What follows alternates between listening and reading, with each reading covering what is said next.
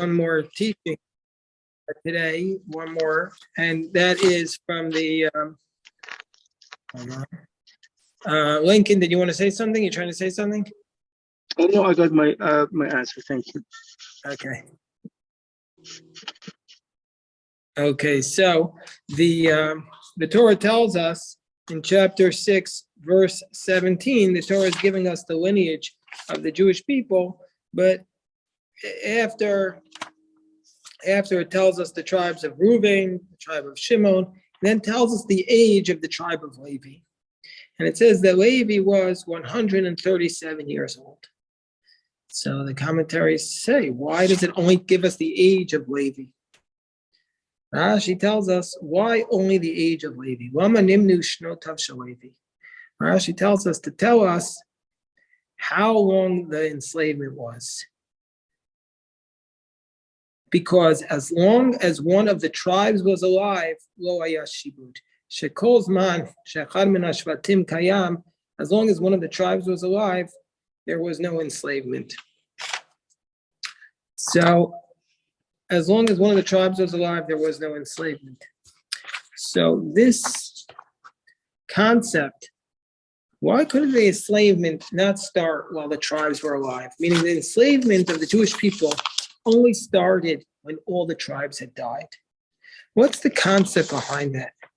Because to my mind, it's a very powerful point that as long as the tribes were alive, there was a spiritual connection to the land.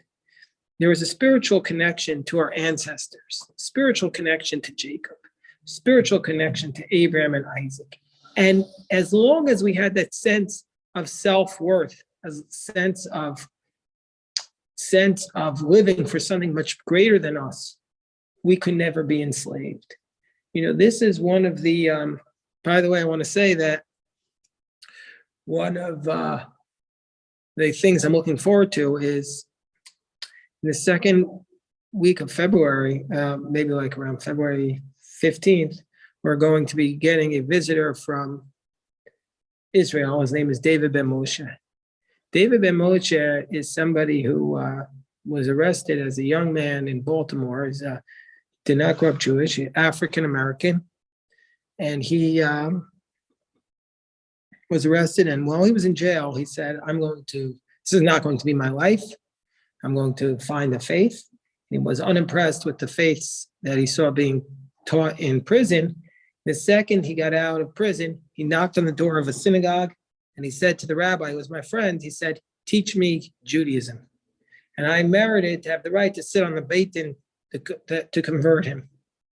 Then he went to Israel, and he is a strong voice, an inspirational speaker, and he lives in Israel as an Orthodox Jew with a wonderful family. And he's coming in, and he's going to speak in our, in America, in DC, in our yeshiva. He's going to speak about racial harmony in America. We have a lot of the rise of anti-Semitism, very, very concerning. And he said he's going to talk about Kyrie, Kanye, and Dave Chappelle. And one of the points that he's made to me is that this whole notion of who